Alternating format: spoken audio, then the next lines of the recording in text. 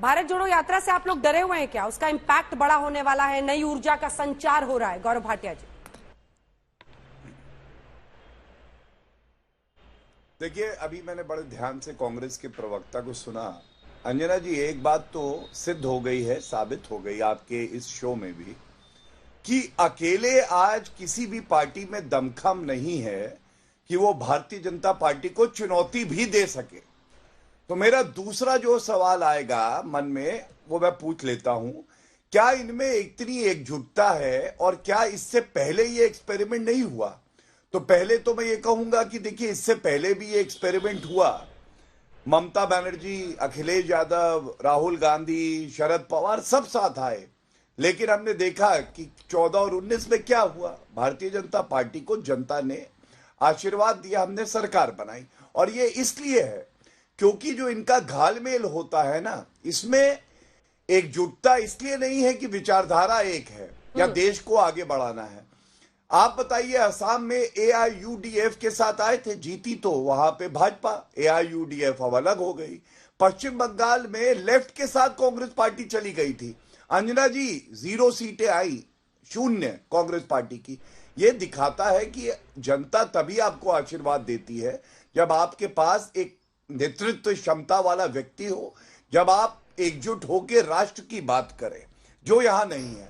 मैं एक बात और कहूंगा, जैसे गुजरात में ऐतिहासिक जीत हुई है ना, नमो 3, आप देखिएगा 2024 में भी एक इतिहास लिखा जाएगा। और हमें पूरा यकीन है, जो अभी तक की सर्वाधिक सीटें लोकसभा में कांग्रेस पार्टी की आई है 1984, उस कीर्तिमान को भी हम लोग ध्वस्त करेंगे और नया कीर्तिमान बनाएंगे। और इसकी वजह यह है, मैंने बताया, जिस समर्पण भाव से नरेंद्र मोदी जी ने जनता की सेवा करी है कोविड के संकट में, महामारी में, जिस तरह से विश्व में हम दिशा और नेतृत्व दे रहे हैं, जनता चाहेगी कि नरेंद्र मोदी जी के हाथों को और मजबूत किया जाए। मैं एक बात और कह दूं उदाहरण के तौर पे, देखिए, जब मैं बात पूरी कर लूं, अगर आप आधा मिनट और कर लीजिए। धन्यवाद। देखिए, संजय निरुपम जी को हमसे गिला शिकवा नहीं होना चाहिए।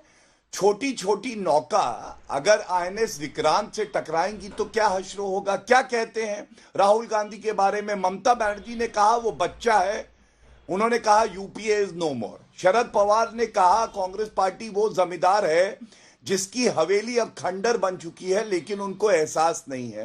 राम गोपाल यादव जी समाजवादी पार्टी के कहते हैं कांग्रेस पगला गई है।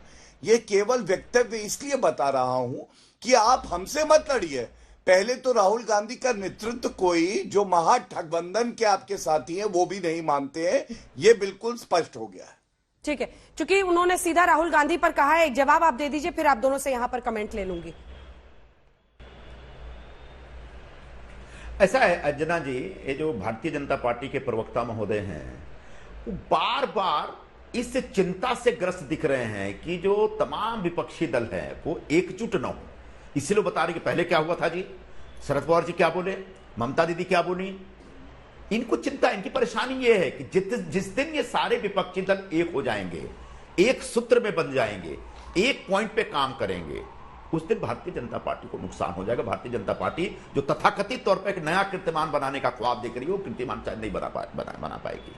हाँ, जब इतनी सारी पार्टियां हैं, उनको एक मंच पे लाना है तो मतभेद होंगे, टीका टिप्पणी और बयानबाजी होती रहेगी। कोई राहुल जी के खिलाफ बोलेगा, कभी कांग्रेस पार्टी की तरफ से किसी स्टेट के लीडर के खिलाफ कुछ बोला जाता है, ये सब होता रहेगा। लेकिन बड़ा गोल क्या है? गैर भाजपावाद। एक जमाना था जब गैर कांग्रेसवाद चलता था, यही भारतीय जनता पार्टी या जनसंघ जाकर के लेफ्टिस्टों के साथ बैठा करती थी। कोई वैचारिक समानता नहीं थी, फिर भी जाके लेफ्ट वालों के साथ बैठ करके किसी तरह से कांग्रेस की सरकार नहीं आनी चाहिए, इस तरह का प्लान बनाती थी। आज दुर्भाग्यपूर्ण बात यह है कि गैर कांग्रेसवाद जो बदल करके गैर भाजपावाद हो गया। तो गैर भाजपावाद यानी भाजपा विरोधी एक ध्रुव तैयार करने के लिए, एक पोलराइजेशन क्रिएट करने के, पॉलिटिकल पोलराइजेशन में बोल रहा हूं, वो क्रिएट करने के लिए अगर वैचारिक मतभेद हैं तो भी उसको थोड़ी देर के लिए किनारे रख करके करके हमको एक साथ आना चाहिए और 2024 में भारतीय जनता पार्टी को रोकने का एक बृहत कार्यक्रम, कॉम्प्रिहेंसिव प्रोग्राम बनाना चाहिए, ऐसी मेरी अपेक्षा है। और मुझे लगता है इस दिशा में कांग्रेस पार्टी भी सोच रही है और बाकी जो समान विचार के जो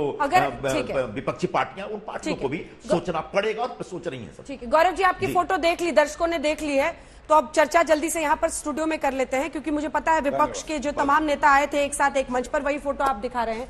संजय जी, मेरा सवाल आपसे यह है कि विपक्षी अगर पूरे खेमे को हम देखें, राहुल गांधी भारत जोड़ो यात्रा के साथ वो कि समाज में नफरत है उसके खिलाफ एक संदेश दे रहे हैं, महंगाई बेरोजगारी का मुद्दा उठा रहे हैं। वहीं आपने नीतीश कुमार को देखा कई बार सक्रिय हो रहे हैं, ममता दीदी है। आपको लगता है कि ये तमाम नेता जो क्षेत्रीय क्षत्रप हैं, वो राहुल गांधी का नेतृत्व या फिर दूसरी तरफ से वाइस वर्सा, कुछ भी ऐसा एक फॉर्मूला बनेगा मोदी के खिलाफ और वो कारगर होगा? और राहुल गांधी के भारत जोड़ो यात्रा का कितना इंपैक्ट आप देखते हैं? देखिए, क्या यह संभव है कि सारी पार्टियां, सारी एंटी बीजेपी पार्टियां एक प्लेटफॉर्म पे आ जाएं? मुझे लगता है कि इसकी संभावनाएं बार बार व्यक्त की जाती हैं, लेकिन ऐसा होता हुआ मुझे बहुत आसानी से दिखाई नहीं पड़ता, बल्कि मैं कहूंगा कि ऐसा होता हुआ मुझे दिख नहीं रहा है। इसकी वजह कई हैं, डिटेल्स में नहीं जाना चाहता। मुझे लगता है पर्सनैलिटी कल्ट सबसे बड़ी अड़चन है। कोई व्यक्ति दूसरे को नेता मानने को तैयार नहीं है, मुद्दों पे सहमति हो नहीं सकती, तो तमाम दिक्कतें हैं। लेकिन अंजना जी, अगर मान लीजिए बहुत हाइपोथेटिकली अगर ये सारे एकजुट हो भी गए तो भी बीजेपी को हरा पाना बहुत आसान नहीं है। और इसकी वजह मैं बताता हूं। 16 राज्य ऐसे हैं 2019 के लोकसभा चुनाव में, 14 ऐसे राज्य हैं जहां बीजेपी का अकेला वोट 50% से ऊपर है, और 2 ऐसे राज्य हैं जहां बीजेपी अपने सहयोगियों के साथ 50% से ऊपर है।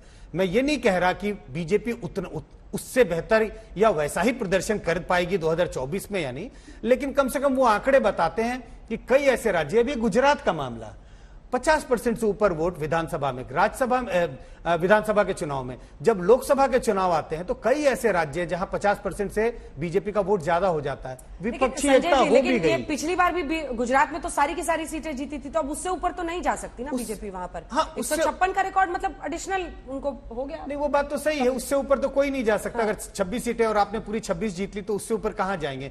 लेकिन ये जो एक थियोरी चलती है कि बीजेपी उससे ऊपर नहीं जाएगी तो बीजेपी उससे नीचे जरूर जाएगी, इस थ्योरी को बीजेपी ने फेल किया 2014 और 2019 के लोकसभा चुनाव को देखें। कई राज्यों में ऐसा जिक्र हो रहा था, मध्य प्रदेश, राजस्थान, छत्तीसगढ़, गुजरात, हिमाचल, उत्तराखंड की इन राज्यों में जब 2014 में उन्होंने इन सारे राज्यों में बड़ी जीत हासिल की थी कि 2019 में तो इनको नीचे ही आना है, लेकिन वो नीचे नहीं आए। ठीक है विनोद जी, छोटा सा कमेंट। राहुल गांधी की भारत जोड़ो यात्रा, विपक्ष के जो क्षेत्रीय क्षत्रप है, सबकी हम भूमिका देख रहे हैं। क्या मुद्दा पर मोदी हावी होंगे 24 पर? अभी के हालात के मुताबिक आपको क्या दिख रहा है? देखिए, मोदी और मुद्दे की अगर लड़ाई होगी, अगर मोदी बनाम किसी नेता की होगी तो मोदी हावी होंगे, लेकिन मोदी और मुद्दे की अगर लड़ाई हो गई और लड़ाई सरफेस पे आ गई तो भारतीय जनता पार्टी को एक कड़ा मुकाबला करना पड़ेगा। मैं ये नहीं कह रहा हूं कि भारतीय जनता पार्टी हार जाएगी और विपक्ष जीत जाएगा, लेकिन अभी जैसे जब आप नेता का नाम लेते हैं तो मोदी के सामने कोई नहीं टिकता और चुनाव बिल्कुल वन साइडेड दिखाई पड़ता है और हम सब मानते हैं। लेकिन अगर मोदी बनाम मुद्दा होगा और मुद्दे और मोदी की लड़ाई होगी तो मुकाबला कड़ा होगा। और दूसरी बात यह, भाजपा के सामने जो चुनौती है, जहां जहां वो ऑप्टिमम है वो पोजीशन बनाए रखने की, और जहां वो नहीं है वहां आगे बढ़ने की चुनौती है। विपक्ष के सामने चुनौती ये है कि जहां वो है वो अपनी पोजीशन को मजबूत करे, और जहां भाजपा, जहां जैसा कि संजय जी कह रहे हैं 50% से ऊपर है, वहां भाजपा को नीचे लाए। ये दोनों खेमों के सामने ये चुनौतियां हैं। अब कौन इस चुनौती में हावी होता है? राहुल गांधी की भारत जोड़ो यात्रा का इतना लाभ जरूर मिलेगा कांग्रेस पार्टी को कि विपक्ष के जो नेता हैं वो कहीं ना कहीं कांग्रेस पार्टी के साथ जुड़, खासकर कुछ नेताओं को छोड़ के, अरविंद केजरीवाल और केसीआर को आप छोड़ दीजिए, वो थोड़ा सा कांग्रेस के साथ जुड़ सकते हैं। क्योंकि जब जो जनसमूह जिस तरह से आ रहा है, जो खास करके अगर आप उसको फॉलो करें तो ये विपक्षी नेताओं के बीच में उन मुद्दों को लेकर के एक हौसला पैदा कर रहा है। नीतीश कुमार का बयान आप देख लीजिए, अखिलेश यादव का देख लीजिए, ये तो मुद्दे बनाम मोदी की लड़ाई में मुकाबला दिलचस्प होगा। लेकिन मोदी बनाम अदर्स की अगर लड़ाई होगी किसी और नेता की तो उसे मोदी जी भारी पड़ेगी। लेकिन इसी के साथ साथ मोदी से तो लड़ाई करनी है, विपक्ष को इनकी चुनावी रणनीति से भी करनी है। जो खबर आ रही है पिछले 6 महीने, 1 साल से 140 सीटें जहां पर कमजोर थी बीजेपी, वहां मंत्रियों का प्रवास का कार्यक्रम चल रहा है कि जहां पर हम कमजोर थे वहां पर कैसे हम जीत सकें उन सीटों को। वो पहले से ही लगभग 1 साल पहले से काम शुरू कर चुके हैं। तो चुनावी रणनीति, मोदी का मुकाबला, बड़ी चुनौतियां, लेकिन विपक्ष क्या करेगा 24 में, उसको देखने के लिए खिड़की खुली है हिमाचल और गुजरात से, जिस पर हम पीएससी में कर रहे थे चर्चा।